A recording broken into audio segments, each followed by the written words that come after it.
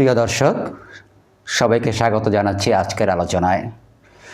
আমরা গত ভিডিওতে আলোচনা করেছিলাম গৃহকর্মীদের সাথে জড়িত কিছু ভয়াবহ নিরাপত্তা ঘটনা এবং ব্যক্তিগত সতর্কতা নিয়ে। কিন্তু আজ আমরা এই সমস্যাটির আইনি এবং প্রাতিষ্ঠানিক দিক নিয়ে আলোচনা করব। অনেকের মনে প্রশ্ন জাগে, গৃহকর্মীদের জন্য দেশে কোনো আইন আছে কি? তাদের অধিকারই বা কী?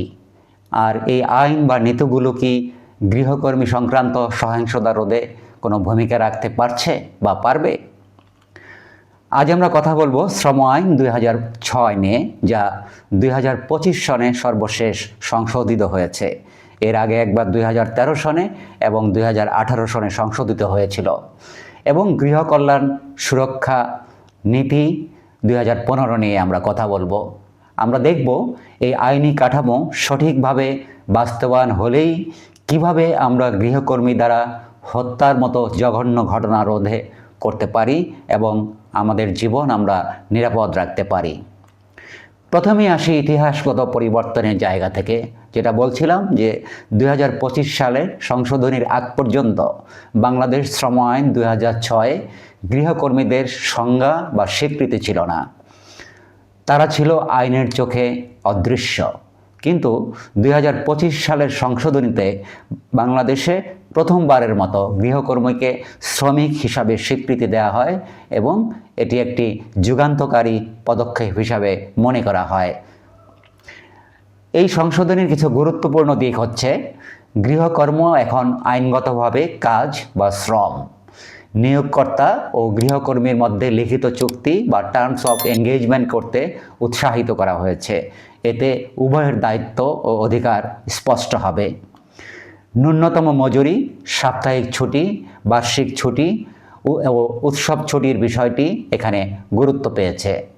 শিশু গৃহকর্মী নিষিদ্ধ করার ব্যাপারে জোর দেওয়া হয়েছে, অর্থাৎ 18 বছর বয়সের নিচে কোনো শিশুকে গৃহকর্মে নিয়োগ করা যাবে না। এরপর আসি গৃহকর্মী কল্যাণ ও সুরক্ষা নীতি 2015 বিষয়ে। এই নীতিই ছিল এতদিন গৃহকর্মীদের অধিকারের প্রথম রূপরেখা এবং এই নীতিতে যা কিছু বলা হয়েছিল তার মধ্যে উল্লেখযোগ্য হচ্ছে, গৃহকর্মী ও নিয়োগকর্তা উভয়ের মধ্যে একটি কেন্দ্রীয় ডাটাবেস নিবন্ধন করার কথা, গৃহকর্মীকে শারীরিক, মানসিক ও যৌন নির্যাতন থেকে সুরক্ষা দেওয়ার বিধান, নিরাপদ ও স্বাস্থ্যসম্মত পরিবেশ নিশ্চিত করা গৃহকর্মীর জন্য এবং গৃহকর্মীদেরকে পর্যাপ্ত বিশ্রাম ও প্রয়োজনে চিকিৎসা সেবার অধিকার নিশ্চিত করা। এখন প্রশ্ন হলো, এই আইন এবং নীতিগুলোর সাথে গৃহকর্মীদের দ্বারা সংঘটিত হত্যা বা চুরির ঘটনার কী সম্পর্ক? এই সম্পর্কটি আসলে অনেক গভীর ও কার্যকারণ রয়েছে যথেষ্ট। মনোবিজ্ঞান ও সমাজবিজ্ঞান মতে অবহেলা, শোষণ, অধিকারহীনতা মানুষের মাঝে তীব্র ক্ষোভ, হতাশা ও প্রতিশোধ স্পৃহার জন্ম দিতে পারে। যেমন যারা আইনের চোখে অদৃশ্য, তাদের কোনো পরিচয় নথিভুক্ত থাকে না।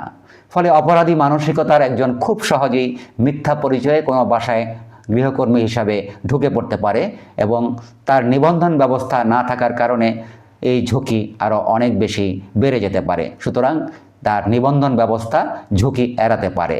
যেখানে বলা হয়েছে গৃহকর্মী সুরক্ষা ও কল্যাণ নীতিতে যে গৃহকর্মীকে অবশ্যই স্থানীয় থানায় নিবন্ধন করতে হবে এবং সে যেখান থেকে আসছে তার, যেটাকে আমরা সোর্স বলি, সেই সোর্সে যেমন নিবন্ধন থাকবে তেমনি ডেস্টিনেশন অর্থাৎ যেখানে আসছে সেখানেও তাকে নিবন্ধন করতে হবে, যাতে তার পরিচয় নিশ্চিত করা যায়। একজন গৃহকর্মী যদি 18 ঘন্টা কাজ করে প্রাপ্য মজুরি না পায়, সারাদিন শুধু গালাগাল শোনে, মানসিক নির্যাতনের শিকার হয়, তাহলে তার মনে ক্ষোভ জমা হওয়া অত্যন্ত স্বাভাবিক এবং এই ক্ষোভ থেকে এক সময় সহিংস আচরণ রূপ নিতে পারে এবং সহিংস ঘটনা ঘটাতে পারে। ন্যায্য বেতন, কাজের সময় নির্ধারণ ও সম্মানজনক আচরণ এই ক্ষোভের মূল উৎপাদন করতে পারে। সুতরাং এটি অত্যন্ত গুরুত্বপূর্ণ একটি বিষয়। লিখিত চুক্তি না থাকার কারণে উভয় পক্ষের দায়িত্ব স্পষ্ট থাকে না। নিয়োগকর্তা অধিকাংশ ক্ষেত্রে অতিরিক্ত কাজ চাপিয়ে দিতে পারে, আবার গৃহকর্মীও অনেক সময় দায়িত্ব এড়িয়ে যাওয়ার চেষ্টা করতে পারে। এই অস্বচ্ছতাই দ্বন্দ্বের সূত্রপাত ঘটায়। অনেক গৃহকর্মীকে বাড়িতে এক ধরনের বন্দি দশায় রাখা হয়। বাড়ির মানুষেরা যখন ঘরের বাইরে যায় তখন তাকে তালাবদ্ধ করে রাখা হয়। এই যে বাইরে যাওয়া, পরিবার দেখা, সবই তার জন্য নিষিদ্ধ। এই মানসিক চাপ এবং বিচ্ছিন্নতা একজন মানুষকে অস্বাভাবিক করে তুলতে পারে এবং তাকে সহিংস আচরণে উৎসাহিত করতে পারে। তবে তাহলে এর সমাধান কি?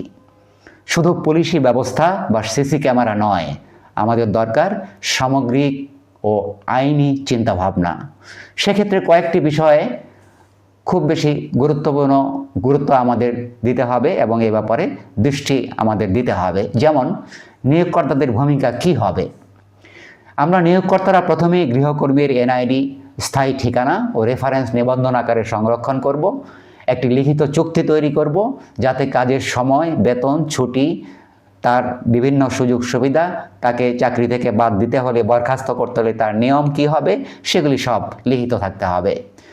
সরকারের ভূমিকা হবে 2025 সালের সংশোধিত যে শ্রম আইন এবং 2015 সালের যে নীতি অর্থাৎ গৃহকর্মী সুরক্ষা ও কল্যাণ নীতি তা দ্রুত ও বাস্তবসম্মত বাস্তবায়ন করা। একটি জাতীয় গৃহকর্মী নিবন্ধন কর্তৃপক্ষ গঠন করার মাধ্যমে এই গৃহকর্মের সাথে জড়িত হাজার হাজার কিংবা লক্ষ লক্ষ শ্রমিককে একটি সিস্টেমের অধীনে নিয়ে আসা যেতে পারে। সচেতনতার জায়গায় থেকে গৃহকর্মী যে আমাদের দাস নয়, একজন সম্মানিত শ্রমিক, এই মানসিকতা তৈরি করতে হবে। আমাদেরকে ভুলে গেলে চলবে না যে গৃহকর্মী আমাদের জীবনের জন্য অতি আবশ্যকীয় একটি অংশ।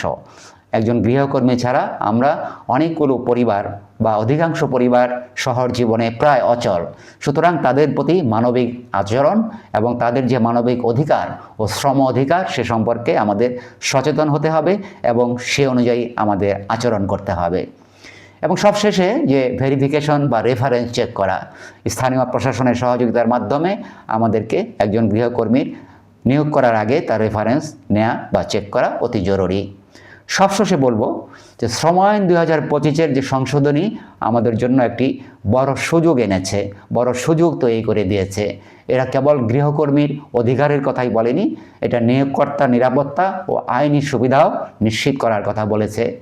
একটি সুশৃঙ্খল, ন্যায়ভিত্তিক ও আইনগত সম্পর্কই হতে পারে আমাদের ঘরের ভেতরের সেই ভয়াবহ অসুখ অর্থাৎ অবিশ্বাস ও হিংসা দূর করতে। গৃহকর্মী এবং গৃহকর্মী নিয়োগের দাতার মধ্যে যে বিশ্বাস এবং অবিশ্বাসের সম্পর্ক, সেটি একটি আইনি ভিত্তি আমাদেরকে দূর করে দিতে পারে, আমাদেরকে স্বাভাবিক সম্পর্ক তৈরি করতে পারে। আইন শুধু শাস্তির ব্যবস্থা করে না, আইন সুন্দর সম্পর্ক ভিত্তি তৈরি করে। আসুন আমরা সেই ভিত্তি তৈরি করার চেষ্টা করি। ভিডিওটি যদি গুরুত্বপূর্ণ মনে হয় তাহলে শেয়ার করুন, লাইক দিন এবং চ্যানেলটি সাবস্ক্রাইব করে আমাদের সাথে থাকুন। আজকের আলোচনা শোনার জন্য আপনাদেরকে অসংখ্য ধন্যবাদ।